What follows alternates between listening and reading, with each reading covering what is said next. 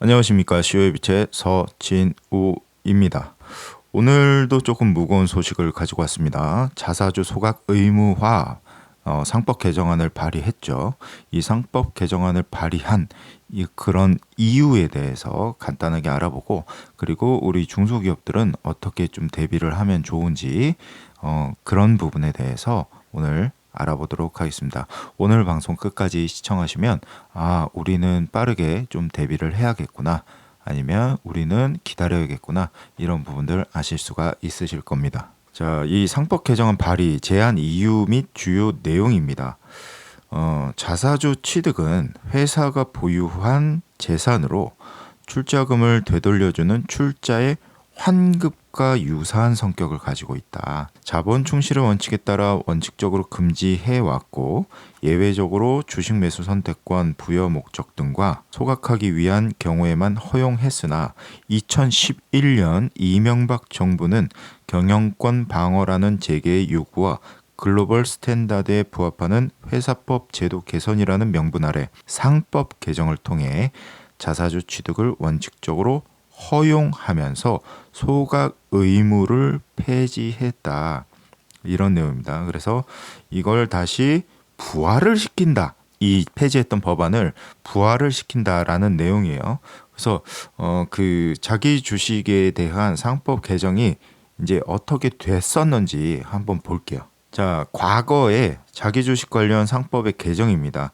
그때 당시에 개정을 했던 이유는 상장사와 비상장사의 불필요한 차별 해소, 비상장사 주주들의 자본 환원에 대한 어려움 해소, 그리고 이를 통해서 비상장 기업들의 투자 유치를 원활하게 하기 위해서 개정을 한 거예요. 그래서 과거에 자사주를 할 수 있었던 거는 이렇게 됩니다. 주식을 소각하기 위한 때, 그러니까 주식을 소각할 때만 자사주를 할 수가 있는 거고, 그리고 합병이나 뭐 양수 이런 부분이 있어야지만 자사주를 할 수 있었다. 그리고 단주를 처리할 때, 그리고 주주가 주식 매수 청구권을 행사한 때라고 되어 있어요. 가장 주요한 내용을 보면 자기 주식 취득을 하는 그 순간에 소각을 하기 위한 때 원래 할 수 있었다, 이런 내용입니다. 그런데 이 부분을 어떻게 개정이 되냐면, 이게 실질적으로는 상장 회사들만 자사주를 할 수 있었어요. 그래서 이게 상법이 개정이 되면서 비상장 기업도 자사주를 할 수 있게 개정이 됩니다. 그래서 어떤 게 없어졌죠?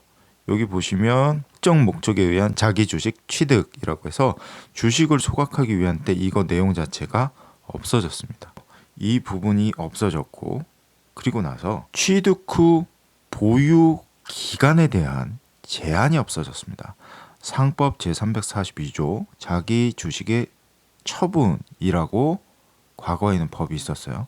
회사는 제341조 제1호의 경우에는 지체 없이 주식 실효의 절차를 밟아야 하며, 동조 제2호 내지 제341조의 3 단서의 경우에는 상당한 시기에 처분을 하여야 한다. 그러니까 이게 주식을 소각하기 위한 때는 지체 없이 소각을 해야 되는 거고, 그리고 나머지 경우에는 상당한 시기는 뭐 이제 해석하는 거에 따라 다르겠지만 1년에서 3년이었습니다. 그런데 이게 이제 개정이 되면서, 자 보세요. 제342조 자기 주식의 처분, 회사가 보유하는 자기 주식의 처분을 할 경우에는 다음 각 호의 사항으로 정관에 규정이 없는 것은 이사회가 결정한다. 처분할 주식의 종류와 수, 처분할 주식의 처분 가액과 납입기일, 주식의 처분할 상대방 및 처분 방법이라고 해서 소각에 대한 내용이 없어졌다. 그래서 이 상법이 개정이 되면서 자사주 취득의 허용이 된 겁니다. 그래서 처분 기한도 삭제가 된 거예요. 그런데 지금 상법 개정안 발의한 거는 이걸 다시 부활을 시킨다라는 내용입니다. 그러니까 상장 기업들이 자사주를 너무 많이 보유를 하고 있고 그 주식들을 우호 세력에게 싸게 넘긴다거나 이런 행위들을 좀 많이 하죠. 그리고 이제 분할할 때 자사주가 원래 이제 신주 인수권이 없는데 분할하는 과정에서 신주 인수를 할 수 있게 그렇게 대기업들이 많이 활용을 했죠. 그래서 뭐 거의 뭐 마법 같은 일들이 많이 일어났는데 사실 우리 중소기업들은 이런 거를 크게 할 게 없어요. 분할하면서 그런 물론 이제 그렇게 해당되는 회사도 있겠지만 이거는 진짜 큰 상장 기업들에 대한 내용이고 우리 중소기업들은 자기 주식을 취득을 하고 그러면 대표님께서 이익 환원을 조금 하시겠죠. 그리고 나서 그 주식을 이제 보유하고 있다가 소각을 한다거나 아니면 사내근로복지기금에 출연을 한다거나 그리고 우리 사주조합에 출연을 한다거나 아니면 정말 우리가 좋은 인재를 스카웃을 할 때 그 인재에게 옵션으로 주거나 이런 것들을 할 수 있단 말이에요. 그런데 이게 지금 자사주 소각이 의무화가 되면 지금 말씀드렸던 이런 행위들을 할 수가 없겠죠. 그래서 그 개정안을 한번 면밀하게 보도록 하겠습니다. 상법 일부 개정 법률안 그래서 발의했죠. 발의 연원일이 2025년 7월 9일이고요. 제안 이유 및 주요 내용. 그래서 아까 제가 말씀드렸던 내용 폐지했었다. 그런데 이거를 어떻게 왜 하느냐. 그러면 자 보세요. 폐지했었고 하지만 이러한 제도 변경이 실제로 국제 기준에 부합하는지에 대해서는 재검토가 필요함. 예를 들어 미국의 모범 회사법이나 이를 따르는 캘리포니아 회사법에서는 자사주를 발행하지 않은 주식으로 간주하여 사실상 소각과 동일하게 취급하고 있으며 독일 역시 자사주 보유 비율이 10%를 초과하는 경우에는 3년 이내에 소각을 의무화하고 있다. 따라서 자사주의 소각 의무가 글로벌 스탠다드에 반한다는 주장은 반드시 타당하다고 보기 어렵다. 또한 국제적으로는 자사주에 대해 의결권과 배당권, 신주 배정 권한을 제한한다는 것이 일반적인 기준이다. 그러나 한국에서는 인적 분할 시에 제가 아까 말씀드렸던 내용이에요. 자사주에 대해 신주 배정을 허용하고 있다. 이게 문제인 거죠. 사실 이것만 바꿔도 괜찮을 것 같은데 이거를 그냥 소각을 의무화 시켜버린다? 조금 쉽지는 않아 보입니다.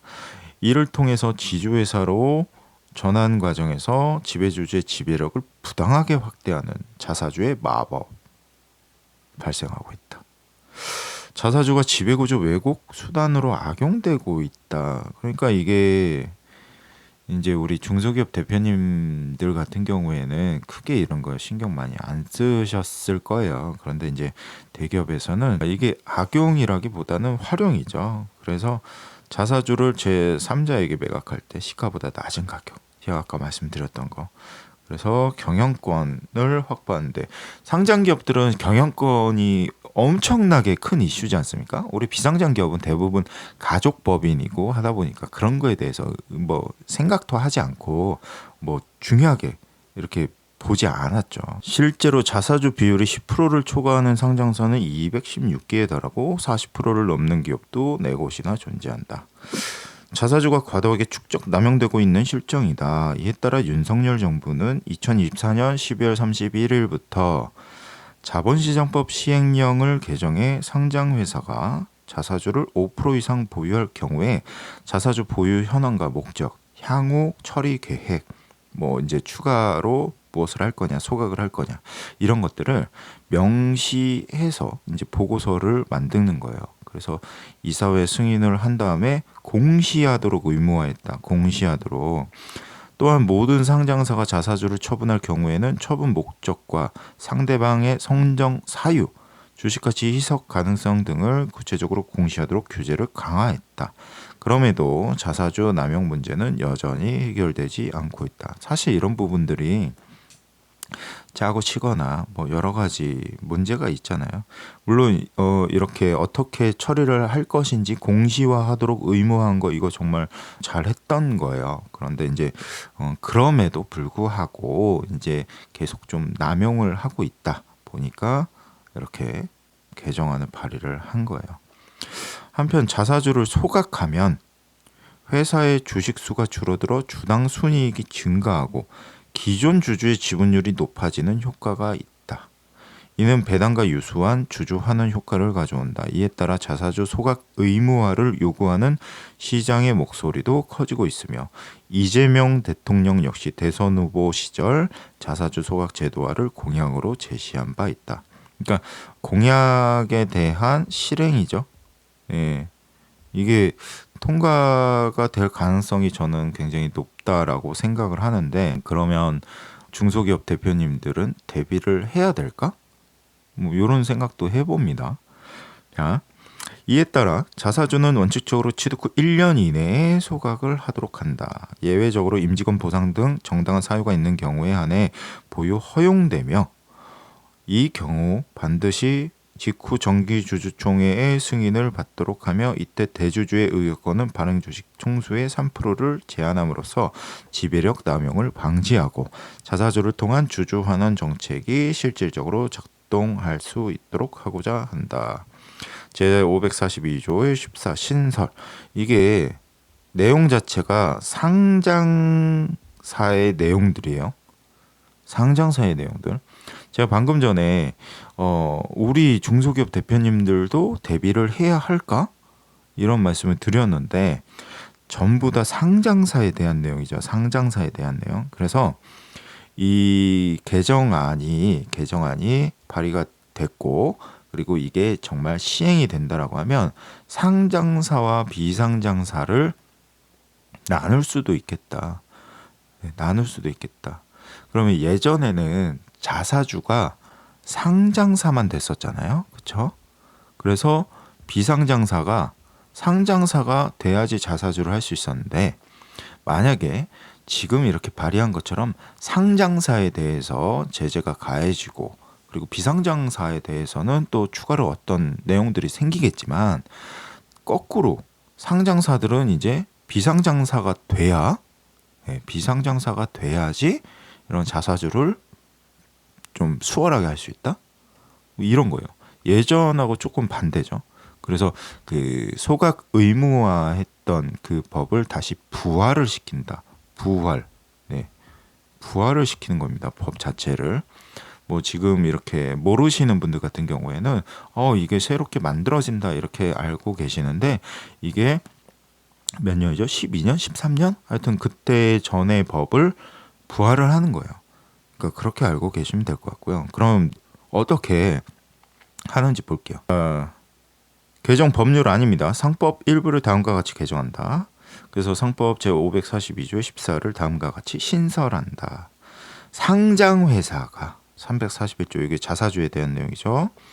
제341조의 2에 따라 자기 주식을 취득하는 경우 1년 이내에 이제 소각을 한다. 이런 내용이고요. 그리고 보유할 수 있는 것도 만들어 놔야겠죠. 무조건 너네 소각만 해 이러면은 말이 안 되는 겁니다. 임직원에 대한 보상, 요게 어떤 거죠? 스톡옵션 이런 것들 있죠. 이런 거는 당연히 중소기업도 해당이 되니까 이제 봐야죠. 보유를 할 수 있다. 그리고 근로복지기본법에 따라 오리사주조합이나 사내근로복지기금에 출연하는 것들, 출연을 목적으로 하는 것들은 보유할 수 있다. 그러니까 사내근로복지기금을 운영하고 계시는 중소기업 대표님들 같은 경우에는 이렇게 크게 신경을 안 쓰셔도 될 것 같습니다. 이게 지금 상장사에 제재를 가하는 느낌인데, 분명히 이 상법이라는 거는 이제 뭐 상장사, 비상장사 이렇게 구분 없이 법에 적용을 받는 거거든요. 그 법에 적용을 받다 보니까 이게 비상장 기업들도 이제 법리 해석에 따라서 다 적용을 받을 수가 있어요. 그러면 국세청에서는 과연 상장사는 이렇고 비상장사는 이래요? 라고 할까? 라는 게 의문이에요. 그러면 저는 다 같이 포괄주의로 보지 않을까 이렇게 좀 생각을 하는데, 뭐 이제 발의된 법률안을 보면 상장 회사가라고 명확히 써 있긴 해요. 물론 이제 바뀌고 나야 이제 정확하게 알 수 있어요. 근데 일단은 저는 좀 포괄주의로 보고 다 대비를 좀 해야 된다라는 부분입니다. 그래서 전환사채, 뭐 신주 인수권 부사채 이런 권리 행사를 위해 필요한 경우, 이런 경우에는 보유를 할 수 있다. 라는 거고, 아까 이제 뭐 보유 목적이나 이런 처분 계획 이런 것들을 정기 주총을 통해서 항상 해야 된다라고 했죠. 그러면 우리 비상장 기업 대표님들도 정기 주총을 매년 하시잖아요. 그쵸? 아니 근데 대부분 안 하시죠. 그래서 정기 주총이 굉장히 중요한 부분이에요. 법적으로도 결산이 끝나고 3개월 이내에 하게끔 되어 있고, 그리고 결산에 대한 승인이라든가 임원 보수라든가 이런 부분들 반드시 해야 되거든요. 그래서 정기 주총 때 자사주를 보유하고 있는 회사들은 이제 앞으로 어떻게 이제 보유를 하겠다, 어떻게 처분을 하겠다, 이런 내용들을 좀 담아 놔야 됩니다. 그래서 정기 주총 굉장히 중요하다. 이 서류들 다 잘 구비해 놓으셔야 됩니다. 그래서 이게 공포된 후 6개월 경과한 날부터 시행을 한다라고 하는데, 일단은 이게 전부 소급 적용될 것 같아요. 예. 저 보세요. 이 법 시행 전에 상장회사가 보유한 장기 주식은 542조의 14 개정 규정에 따른다. 지금 요거 542조의 14 신설하는 거잖아요. 이 법에 따라야 된대요. 그러니까 지금 자사주 보유하고 있는 회사들은 아주 비상이 걸렸겠죠. 이걸 어떻게 처분할까? 어떻게 하면 자기네들 경영권 확보가 문제가 없을까? 이런 부분들. 그래서 지금 아마 난리 났을 겁니다. 예, 난리 났을 겁니다. 왜? 이 법이 실행될 가능성이 높으니까. 그럼 우리 중소기업 대표님들도 똑같이 적용된다라고 일단은 생각을 하시고, 지금 자사주 보유하고 있는 것들이나 이런 것들 좀 잘 생각을 해 보셔야 될 것 같고요. 그러면 소각과 소각이 아닌 것에 대한 차이가 뭐냐?